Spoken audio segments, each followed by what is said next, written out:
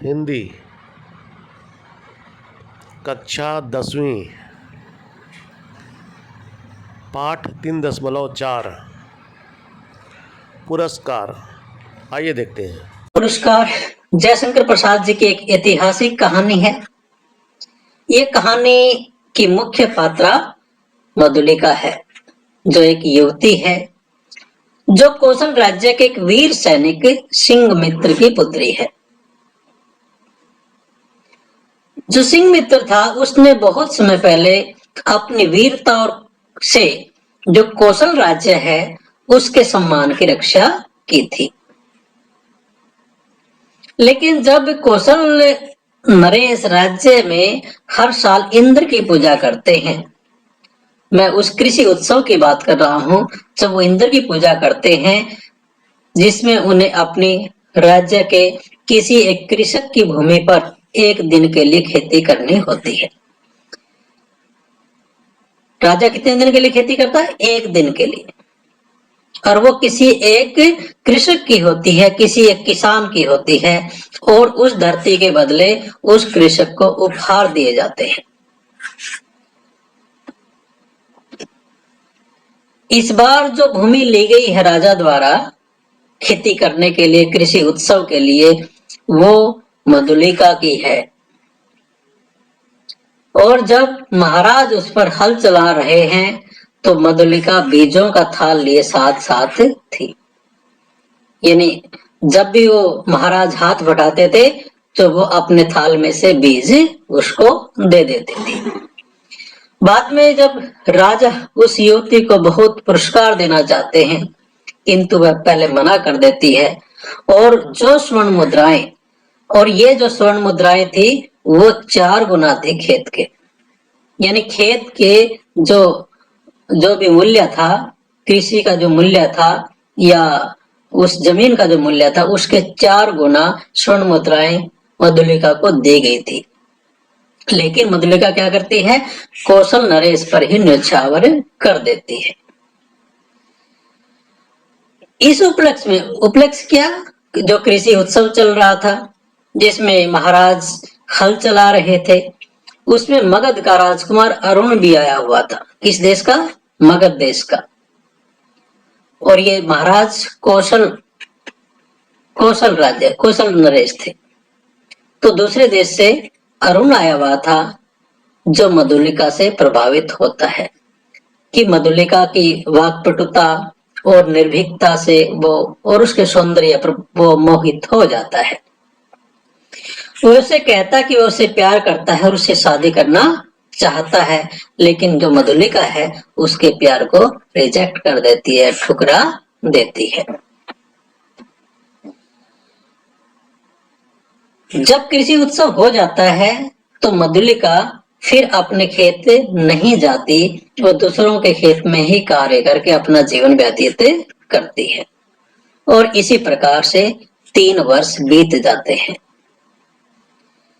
मधुलिका को राजकुमार अरुण की कभी कभी याद आती है, क्योंकि अभी वो काफी कमजोर भी हो चुकी है और अकेलेपन से, एक तन्हाई के वातावरण में उसको कभी कभी राजकुमार अरुण ने जो बातें कही थी प्रेम भरी, वो सारी चीजें याद आती है। और एक दिन ऐसा संयोग होता है कि जो राजकुमार स्वयं, यानी राजकुमार अरुण स्वयं उसके घर में शरण लेने के लिए आ जाते हैं। यानी कुछ ऐसा बरसात का मौसम दिखाया गया है और ऐसा लगता है कि बारिश होने वाली है, ओले गिरने वाले हैं।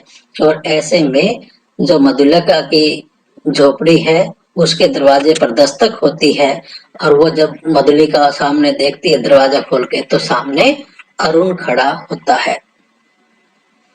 अरुण उसको बताता है कि वह अभी राजकुमार नहीं रहा। क्यों? क्योंकि उसने मगध में विद्रोह कर दिया था और मगध के राजा ने उसे अपने राज्य से निष्कासित कर दिया है।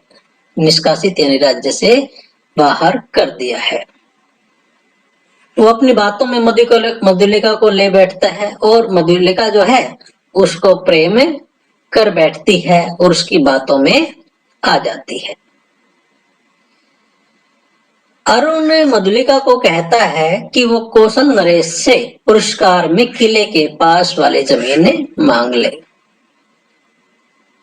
जो कौशल नरेश था उसके पास जो किला था, जो सबसे महत्वपूर्ण एक रक्षा का संसाधन होता है, अरुण कहता मधुलिका से कि अपने जो खेती के बदले, उस भूमि के बदले वो कौशल नरेश के पास जाकर पुरस्कार के रूप में, क्योंकि वो पुरस्कार देना चाहते थे, मधुलिका उसको मना कर चुकी थी कि आप अभी जाइए और कौशल नरेश के पास और जो किले के पास वाली जो भूमि है वो पुरस्कार स्वरूप मांग लीजिए,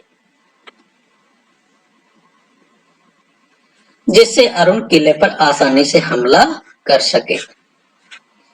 तो एक किस्म से वो कौशल के ऊपर हमला करना चाहता था, इसलिए वो अरुण जो है किले के पास वाली जमीन मांग चाहता था। क्योंकि मान लीजिए अगर यहाँ पर किला है, यहाँ पर अगर मधुलिका को जमीन मिल जाती है, तो मधुलिका को जब जमीन मिलेगी तो अरुण तो उसका प्रेमी है। अरुण क्या करता है, यहाँ पर अपने सैनिकों को इकट्ठा करना शुरू कर देता है और मौका देकर, ताकि यहाँ पर आक्रमण किया जा सके। मधुलिका जो प्रेम भावना में पड़ जाती है और वैसे ही करती है, और अरुण वहां छुपकर आक्रमण की तैयारी करने लगता है। तो यहाँ पर अरुण ने अपने कुछ सैनिकों को यहाँ पर लगा दिया है, और इस कार्य में जो मधुलिका भी उसका साथ दे रही होती है। लेकिन मधुलिका फिर एक दिन सोचती है और वो अपने संस्कारों को और दरकिनार नहीं कर पाती, यानी उसका मन कुछ और कहता है, उसका दिल कुछ और कहता है। एक तरफ अरुण उसका प्रेम है, दूसरी तरफ कौशल के देश के प्रति भी उसका एक देशभक्ति का प्रेम है, और उससे अपने किए पर पछतावा होता है। तो कि क्या कर रही है, जिस देश की तो निवासी है, उसके दुश्मन का तो साथ दे रही है सिर्फ अपने प्रेम के लिए। और उसके अपने पिता भी याद आते हैं कि पिता ने तो राज्य की रक्षा के लिए अपने प्राण दे दिए थे, और वो अपने सुख के लिए राज्य के साथ विश्वासघात कर रही है, ऐसा उसका दिल कहता है। उसकी आत्मा उसे राजा को सारी बातें बताने के लिए विवश कर देती है। जो मधुलिका है वो कौशल नरेश के पास जाती है और वो राजा को सारी बातें बताते हैं कि अरुण किस प्रकार से कौशल पर आक्रमण करने का षड्यंत्र रच रहा है। राजा के आदेश से अरुण को पकड़ लेते हैं और उसे मृत्यु दंड दे दिया जाता है। राजा फिर मधुलिका को मनचाहे पुरस्कार के लिए कहते हैं कि तुमने बहुत बड़ा कौशल के ऊपर एक बहुत बड़ा उपकार किया है और एक बहुत बड़े खतरे से तुमने इसे बचा लिया है, और तुम पुरस्कार की हकदारनी हो, बताओ क्या चाहती हो। तब मधुलिका स्वयं के लिए भी मृत्यु दंड की मांग कर अरुण के साथ खड़ी हो जाती है।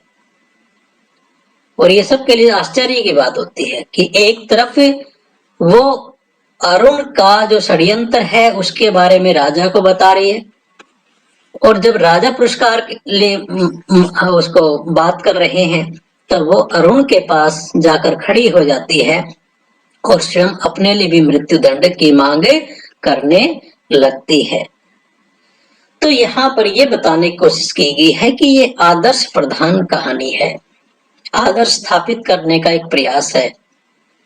इसमें कौन सा आदर्श है? इसमें आदर्श ये है कि भावना की अपेक्षा कर्तव्य श्रेष्ठ है। हमारे इमोशंस इतने इंपॉर्टेंट नहीं है जितनी हमारी ड्यूटीज हैं। यही आदर्श इस कहानी का मूल आधार है। इसमें देश प्रेम और व्यक्तिगत प्रेम दोनों प्रतिद्वंदी बनकर एक दूसरे के सम्मुख खड़े हो जाते हैं। एक तरफ अरुण का प्रेम है, दूसरी तरफ कौशल देश का प्रेम है।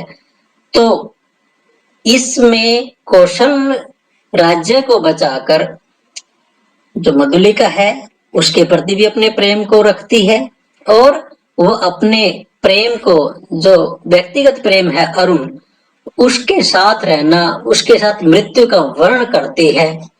तो यहाँ पर व्यक्तिगत प्रेम को भी वो तिलांजलि नहीं दे सकती, और दूसरा उसने अपने देश के साथ, कौशल के साथ भी विश्वासघात नहीं किया।